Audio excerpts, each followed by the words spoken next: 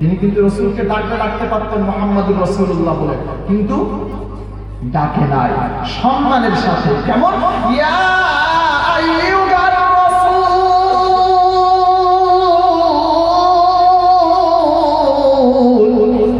ও আমার রাসূল, বাল্লিগ মা উনজিলা ইলাইকা মির রাব্বিক, যাও তুমি দাওয়াত দাও, যাও তুমি তাবলীগ করো। আল্লাহ কি করব এটা তো বলো। আল্লাহ পাক রব্বুল আলামিন বলেন মা উনজিলা ইলাইকা মির রাব্বিক, যেটা আমার তরফ থেকে আসমান থেকে যেটা নাযিল হয়েছে ওইটাকে নিয়ে তুমি দাওয়াত দাও। ওয়া ইল্লা তাফআল ফামা বাল্লাগতা রিসালাতাহু, এই দাওয়াতটা তুমি মানুষের কাছে পৌঁছে দাও। যদি এই দাওয়াত তুমি পৌঁছে দিতে না পারো তাহলে আমি আমার দায়িত্বটাকে, আমার হুকুমটাকে সম্পূর্ণ করতে পারলে না। হাবিব গো, এই দাওয়াতটাকে দিতে গিয়ে তোমাকে অনেক মার খেতে হতে পারে, তোমার উপরে অনেক আঘাত, অনেক অত্যাচার, অনেক অবিচার, অনেক অনাচার, পাপাচার, অনেক কিছু হবে। হাবিব টেনশন নেওয়ার কোনো কারণ নাই। ওয়া ইল্লাম তাফআল ফামা বাল্লাগতা রিসালাতাহু ওয়াল্লাহু ইয়াসিমুকা মিনান নাস। হাবিব বিশ্ববাসীর কাছ থেকে তোমাকে বাঁচানোর দায়িত্ব আমি আল্লাহ নিজে নিয়ে নিলাম। শোনাচ্ছেন বন্ধু আল্লাহওয়ালা ভাইয়েরা, এইবারে আসুন আস্তে আস্তে ভিতরে ঢুকি। খুতবাতে আমি আয়াত পড়েছি মাত্র কয়েকটা। 12 পারাতে একদম প্রথম নাম্বার পৃষ্ঠার প্রথম নাম্বার লাইনের আয়াত, সূরা হুদের 6 নাম্বার আয়াত। 14 নাম্বার পারা 13 নাম্বার পৃষ্ঠার 2, 3, 4, 5, 6 নাম্বার লাইনে সূরা নাহলের কয়েকটা আয়াত আমি আপনাদের সামনে তেলাওয়াত করেছি ইনশাআল্লাহ। এই আয়াত কটার উপরে আপনাদের সামনে কিছুক্ষণ কথা বলবো, তারপরে আপনাদেরকেও বিদায় দেবো, আমিও বিদায় নেবো ইনশাআল্লাহ। আমার আল্লাহওয়ালা বন্ধু শোনাচ্ছেন ভাইয়েরা, আজকে দেখেন তাম পৃথিবীর সমস্ত মুসলমানদের উপরে আজকের অত্যাচার, অবিচার, অনাচার, পাপাচার। কেন? যেদিকে তাকাবেন আজকের মুসলমানরা নিপীড়িত, মুসলমানরা সব সময় যেন একটা পায়ের ধুলো হয়ে রয়ে গেছে। কেন? আল্লাহ পাক রব্বুল আলামিন বলে এটা তো কথা ছিল না, আদমের বেটাকে আমি আল্লাহ সবথেকে বেশি সম্মান দিয়েছিলাম। কোথায় বলেছে? ওয়ালাকাদ কাররামনা বানি আদম ওয়া হামালনাহুম ফিল বাররি ওয়াল বাহর ওয়া রাযাকনাহুম মিনাত তাইয়্যিবাত।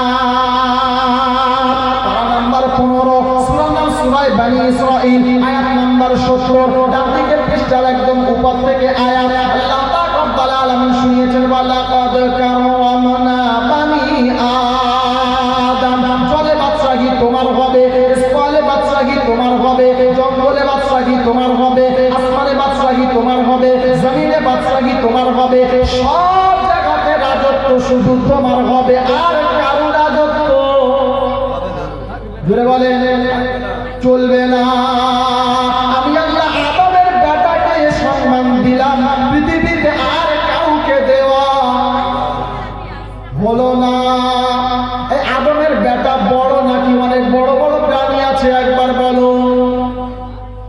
অনেক বড় বড় প্রাণী দুনিয়াতে নাই? বিশাল বিশাল প্রাণী আছে। মানুষকে, কয়েকটা মানুষকে একবারে ঘিরে ফেলেছে। মানুষ সামান্য একটা প্রাণী, কোনো শক্তি নাই, কোনো ক্ষমতা নাই। আর আমরা তো মশাকে দেখে ভয় পাই, আমরা পিপিলিকাকে দেখে ভয় পাই। মশার ভয়তে মশারি খাটাই, না না জোরে বলো। মশার ভয়তে মশারি খাটাই। আই সনাতন বন্ধু আল্লাহওয়ালা ভাইয়েরা, কিন্তু কথা তো এটা ছিল না। আল্লাহ পাক রব্বুল আলামিন বলেন ওয়ালাকাদ কাররামনা বানি আদম ওয়া হামালনাহুম ফিল বাররি ওয়াল বাহর। আল্লাহ তাআলা ইজ্জতটা গেল কেন এটা তো বলো, সম্মানটা গেল কেন এটা তো বুঝতে পারলাম না। আজকের আমি চায়ের দোকানে গেলে আমার চাচা ভাই উঠে পালায়, আজকের আমি যদি কোনো বাজারে যাই তো আমার পাশ থেকে মানুষ সরে যায়। কেন এটা হলো? আগে মানুষ হজ করে আসলে পুরো 7 গ্রামের মানুষ তাকে হাজী সাহেব বলে ডাকতো। হ্যাঁ না না জোরে বলো, জোরে বলো। আর এখন মানুষ পয়সা দিয়ে হজ করে এসে লোককে পয়সা দিয়ে হাজী সাহেব বলে ডাকায়।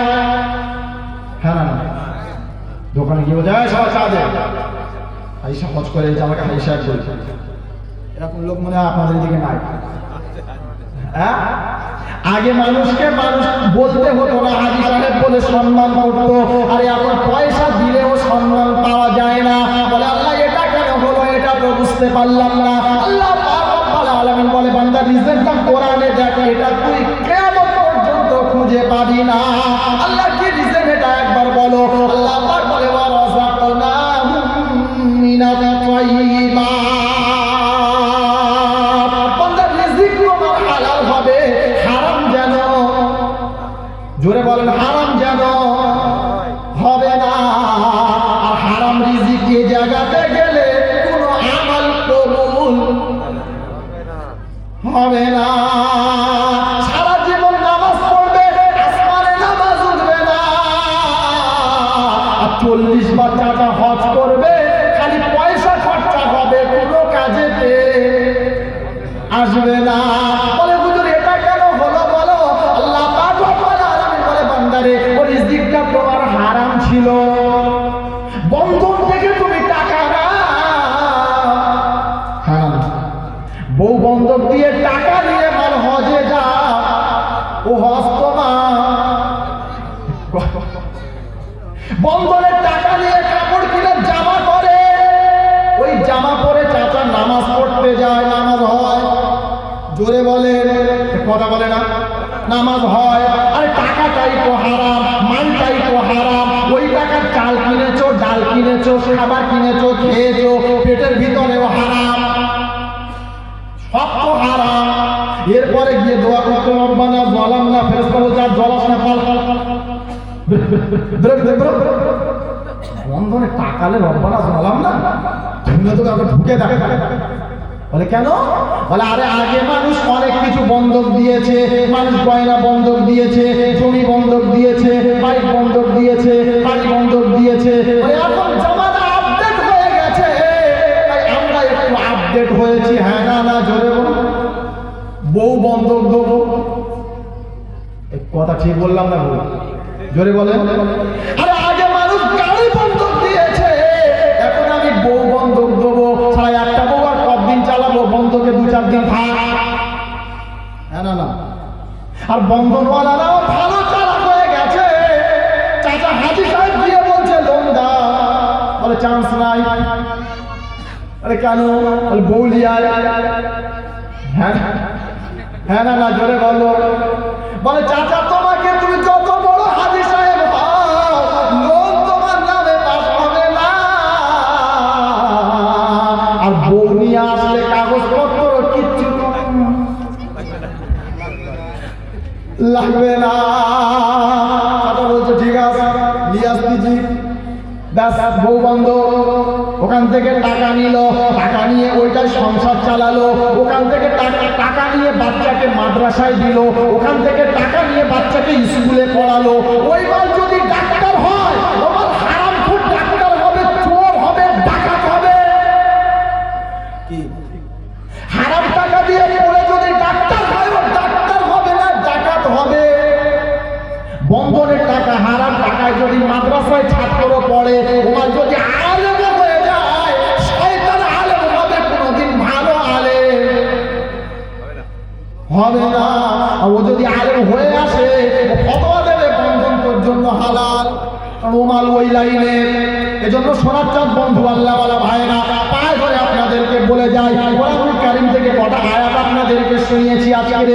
আল্লাহ পাক রব্বুল আলামিন বলেন ওয়া মা মিন দাব্বাতিন ফিল আরদি ইল্লা আলাল্লাহি রিজকুহা ওয়া ইয়ালামু মুস্তাকাররাহা ওয়া মুস্তাওদাআহা কুল্লুন ফি কিতাবিম মুবিন। রিজিক দেওয়ার মালিককে জোরে বলেন, সবাই বলেন আল্লাহ। আর যে আল্লাহ সন্তান দিতে পারে, যে আল্লাহ বান্দা দিতে পারে, যে আল্লাহ তোমার 4টে ছেলে দিতে পারে, ও আল্লাহ রিজিক দেওয়ার ক্ষমতা নাই? আছে আছে। এরপরেও মুসলমান বলে বিয়ের পরে 10 বছর হলে তখন একটা নিবি, 20 বছর বয়সে তখন আর একটা, দুটো যা হবে হবে, বাকি নেওয়ার দরকার টেনশন নাই। আল্লাহ বলে ধুনে দেবো, একবার ঢুকে যায়, একবার খালি কবরে ঢোক, ফেরেশতা রেডি হয়ে আছে, সুম্মুম বুকুমুন উমিয়ুন ফাহুম লা ইয়ারজিউন। চোখে তারা অন্ধ হবে, কানে তারা শুনবে না, আর মুখে তারা বোবা হবে, কোনো কথা বলবে না, আর ল্যাম্পটা খালি চালিয়ে যাবে, কোনো দিকে দেখবে না। এজন্য আল্লাহ পাক রব্বুল আলামিন বলেন, ওয়া মা মিন দাব্বাতিন ফিল আরদি ইল্লা আলাল্লাহি রিজকুহা। ওরে বান্দা, রিজিকের টেনশন তোকে নিতে হবে না, রিজিকের চিন্তা তোকে করতে হবে না। বান্দাকে দুনিয়াতে পাঠানোর আগে আমি আল্লাহ তার নসিবে রিজিক লিখে পাঠিয়ে দিই। সুবহানাল্লাহ বলো। রিজিক কে দেয়? আল্লাহ। রোম দেশ থেকে একটা জামাত, কিছু সংখ্যক লোকের একটা জামাত মদিনায় আসছে। ইতিহাসটা ভালো করে শোনেন। কিছু সংখ্যক লোকের জামাত একবার রোম থেকে মদিনায় আসছে। মদিনাতে যখন ঢুকবো ভাব, কাছের খাবার সব শেষ, পানীয় শেষ, ক্ষুধার যন্ত্রণা। তখন তো রাস্তার মাঝখানে ঢাবা ছিল না, তখন কোনো হোটেল ছিল না, খাবারের কোনো ব্যবস্থা ছিল না। সাহাবারা আসছে, তাদের মধ্যে যিনি জিম্মাদার ছিলেন, মনে করেন এখন আমাদের সভাপতি সাহেব, উনি এখন জিম্মাদার, উনি একজন দুজন লোককে ডাক দিয়ে বললেন, ও আমার সাহাবা। তিনি বললেন, ও আমার সাথী গো, যাও তোমরা মদিনাতে চলে যাও, রাসূলের দরবারে যাবে, গিয়ে বলবে, ইয়া রাসূলুল্লাহ, ইয়া হাবিবাল্লাহ, রোম থেকে আমাদের একটা জামাত আসছে, খাবার শেষ হয়ে গেছে, সম্পদ শেষ হয়ে গেছে, আমরা বড় অভাবে, বড় ক্ষুধার জ্বালাতে আছি, ইয়া রাসূলুল্লাহ, ইয়া হাবিবাল্লাহ, যদি ওখান থেকে কিছু বাইতুল মাল থাকে তোমরা নিয়ে চলে আসো, সবাই মিলে খাওয়া হবে। ঠিক আছে। দুজন সাহাবা চলে গেলেন, মদিনার উদ্দেশ্যে রওনা হলেন। মদিনায় ঢুকে গেলেন। আল্লাহ রাসূল সাল্লাল্লাহু আলাইহি ওয়াসাল্লাম মসজিদে নববীতে কোরআন তেলাওয়াত করছেন। দুইজন সাহাবা মসজিদে নববীতে প্রবেশ করবেন, এক পর্যায়ে দেখছেন এই আয়াতটা কানে ভেসে আসলো, আমান দাব্বাতিন ফিল আরদি ইল্লা আলাল্লাহি রিজকুহা। তাদের সকলের রিজিকের ব্যবস্থা কে করে? জোরে বলে, জোরে বলে আল্লাহ। সাহাবার এই কথাটা যখন কানে এসে গেছে, আর মসজিদের ভিতরে প্রবেশ করলেন না। তারা মনে মনে ভেবেছে যে আয়াতটা আমাদের কানে এসেছে, আর রিজিকের মালিক তো আল্লাহ, রিজিকের মালিক তো নবী নয়, তাহলে আমরা কেন নবীর কাছে যাব? আমাদের এই আয়াতটা শোনার পরে সাহাবা চিন্তা করলো, রব্বানা, অন্যায় হয়ে গেছে, তুমি রিজিক দিতে পারো, তুমি খাওয়ালে আমরা খাবো, তুমি না খাওয়ালে আমরা মরে যাব, তারপরেও আমরা ভিক্ষা করব না, তারপরেও কারোর কাছে যাব না, আল্লাহ রিজিক তুমি দিতে পারো। সাহাবা ঘুরে চলে গেল, রাসূলের কাছে আর গেলেন না।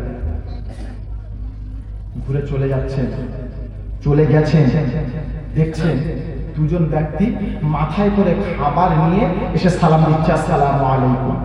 কি ব্যাপার? খাবার পাঠিয়েছে। কে পাঠিয়েছেন, কোথা থেকে পাঠিয়েছেন কোনো খবর নাই, খাবার পাঠিয়েছে। খাবারটা দিলেন, সুন্দর গরম গরম রুটি, একদম গোস্ত কষা, খাবার চলে আসলো। সাহাবারা চিন্তা করলো, যিনি পাঠিয়েছিলেন, জিম্মাদার বা হুজুর পাঠিয়েছিলেন, তিনি চিন্তা করছেন হয়তো আল্লাহ রাসূলের কাছে গিয়েছিলেন, আল্লাহ রাসূল পাঠিয়ে দিয়েছে, ঠিক আছে চলো খাও, খেয়ে নাও। সমস্ত সাহাবা এক জায়গাতে হলো, খাওয়া দাওয়া শুরু হলো। খাওয়া দাওয়া হয়ে যাওয়ার পরে কিছু খাবার আবার বেশিও হয়ে গেল। আমি সবাই চিন্তা করলো, রব্বানা, আমাদের জন্য যতটা দরকার ছিল আমাদের পেট ভরে গেছে, বেশি যেটা থাকবে ওটা ফেলে দেওয়া যাবে না। কাজ করি, আমরা রাসূলের দরবারে ফিরিয়ে দিই।